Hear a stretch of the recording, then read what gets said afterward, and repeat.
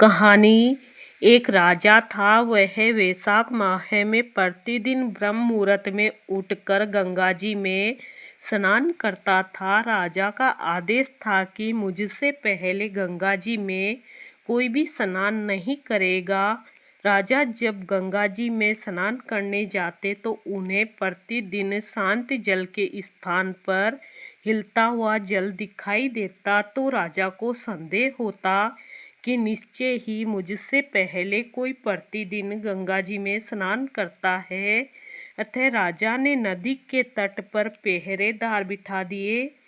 गंगा जी के तट पर एक वृक्ष था, उस पर एक बंदरिया रहती थी। वह प्रतिदिन राजा के स्नान करने से पूर्व स्नान करके वृक्ष पर चढ़कर बैठ जाती थी। इस प्रकार होते होते पूरा वैशाख का महीना बीत गया, किंतु अंतिम दिन राजा के पहरेदार ने ये देख लिया और उस बंदरिया को पकड़कर राजा के पास ले गए और कहा कि यह बंदरिया आपसे पहले प्रतिदिन गंगा जी में स्नान करती है। उधर राजा की प्रतिज्ञा थी कि यदि कोई स्त्री मुझसे पूर्व स्नान करती होगी तो मैं उससे शादी करूँगा। इसलिए राजा को बंदरी के साथ विवाह करना पड़ा। वैशाख स्नान के पुण्य से बंदरी के गर्भ ठहर गया। 9 माह पूर्ण होने पर बंदरी ने राजा से पूछा कि शिशु जन्म के समय मुझे क्या करना चाहिए। तब राजा ने महल में एक घंटी लगवा दी और बंदरी से कहा कि जब तुम्हें दर्द हो तो इसे बजा देना, मैं संपूर्ण प्रबंध कर दूंगा। राजा की अन्य रानियां थीं जिनके कोई संतान नहीं थी, अतः बंदरी को गर्भ है यह समाचार सुनकर अन्य रानियां मन ही मन उनसे ईर्ष्या करने लगी और भावी संतान का नाश करने हेतु विभिन्न योजनाएं बनाने लगी। घंटी लगी देखकर एक रानी ने बंदरी से इसका कारण पूछा। बंदरी ने संपूर्ण वृत्तांत बता दिया। रानी ने उसे बहकाया कि एक बार घंटी बजाकर तो देख कि राजा आते हैं या नहीं। बंदरी ने घंटी बजाई तो राजा दौड़े दौड़े महल में आए और घंटी बजाने का कारण पूछा तो इस बंदरी ने उत्तर दिया कि मैंने तो रानियों के कहने पर घंटी बजाई थी। तब रानियों ने राजा से कहा कि यह तो पशु है, न जाने कितनी बार घंटी बजाएगी। इस प्रकार कहकर उन्होंने घंटी को हटवा दी।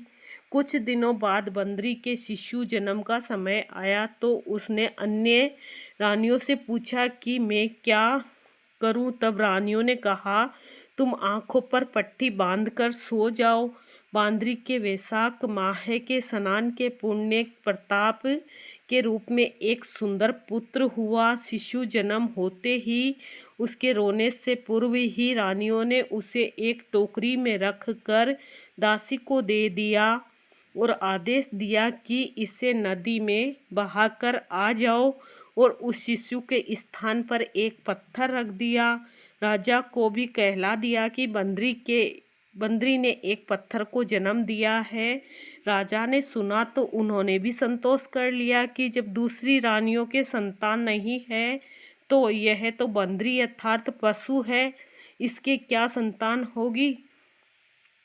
उधर दासी ने उस सुंदर शिशु को नदी में न बहाकर कुम्हार के चाक में रख दिया। दूसरे दिन कुम्हार कुम्हारिन चाक पर आए तो वहाँ एक सुंदर शिशु को रोते हुए देखा।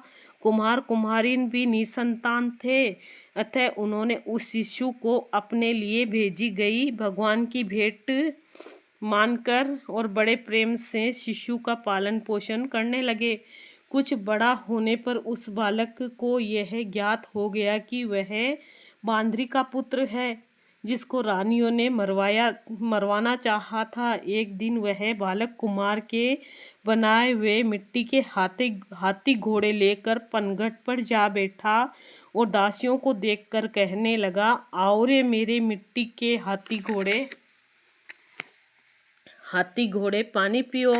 जब दासियों ने यह बात सुनी तो वे हंसने लगी और बोली, अरे मूर्ख, कभी मिट्टी के हाथी घोड़े भी पानी पीते हैं क्या। इस पर उसने कहा कि कभी बांदरी के भी पत्थर जन्म लेता है क्या? यह समाचार दासी ने रानी को कहा और रानी ने राजा से कहकर कुम्हार को देश निकाला दिलवा दिया। कुम्हार वन में रहने लगा। तत्पश्चात जब अगले वर्ष चैत माह में गणगौर के पूजन का दिन आया तो वह बंदरी का पुत्र घड़े में पानी भरकर बगीचे के बाहर बैठ गया। उधर राजा की और साहूकार की पुत्रियां गणगौर बनाने के लिए मिट्टी लेने आई तथा बगीचे में खेलने और झूला झूलने लगी। कुछ समय बाद प्यास लगी, तब उन्होंने उस बंदरी के पुत्र से जल पिलाने के लिए कहा तो उस युवक ने उत्तर दिया कि मेरे चारों ओर फेरे लगाती जाओ, तब मैं तुम्हें जल पिलाऊंगा। इस पर पहले तो कन्याओं ने मना कर दिया, फिर प्यास तीव्र होने के कारण मान गई। उसके चारों ओर फेरे लगाने लगी। फेरे देने के कारण सारी लड़कियां उसके साथ ब्याह गई। फिर वो घर गई। 4-6 महीने निकल गए, किसी के सावे नहीं निकले, कोई देखने ही नहीं आया। सभी कहने लगे कि ऐसा क्यों हुआ कि कोई देखने नहीं आता और सावा भी नहीं निकलता। माँ बाप को चिंता हो रही थी। वहाँ एक बुढ़िया रहती थी। उनमें से एक लड़की की माँ ने उस बुढ़िया से कहा कि जहाँ लड़कियाँ बातें करने के लिए इकट्ठी होती है वहाँ जाकर बैठ। बुढ़िया माई आई। लड़कियाँ बोली, माँ जी आप हमारी बातें सुनने आए हो क्या? बुढ़िया बोली, नहीं नहीं नहीं, तुम्हारी बातें करो, मैं तो एक तरफ बैठी रहूँगी।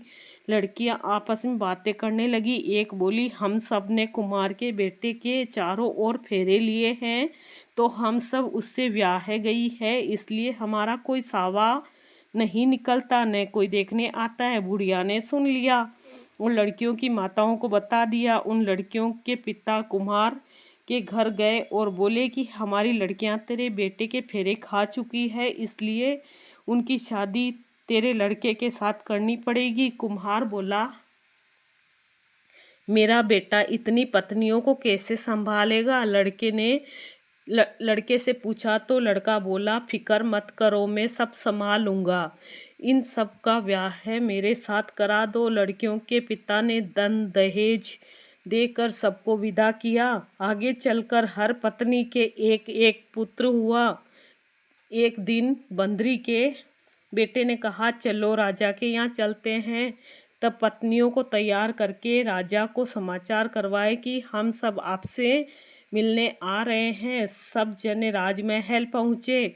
कुमार के लड़के ने पहले ही सब पत्नियों को कह रखा था कि वहाँ एक बंदरिया बैठी मिलेगी, उसके सबको पाँव लगना है। सबने कुम्हार के कहे अनुसार किया।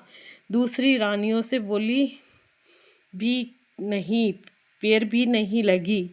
रानियों को क्रोध आया और कहने लगी कि कुम्हार के बेटे की मस्खरी गई नहीं है। उसकी औरतें बंदरिया के पैर लगे और हमारे नहीं लगी। कुम्हार के बेटे को बुलाया और पूछा कि वो बोला, देखो राजा जी, मैं इस बांदरी का बेटा हूँ। मेरे होते ही रानी के कहने पर दासियों ने मुझे कुम्हार के चाक में छोड़ दिया। कुम्हार वहाँ मिट्टी जमाने गया तो उसमें मैं मिला। वो मुझे घर ले गया। झूठ लगे तो उसे पूछ लो। राजा को बात जच गई। राजा ने रानियों को देश निकाला दे दिया और उन सबको राजमहल में रख लिया। लड़कियां वैशाख नहाती थी, इसलिए उनको बेटे पोते राजपाट मिला। वैशाख महीने की कहानी सुनाई। जय श्री कृष्ण।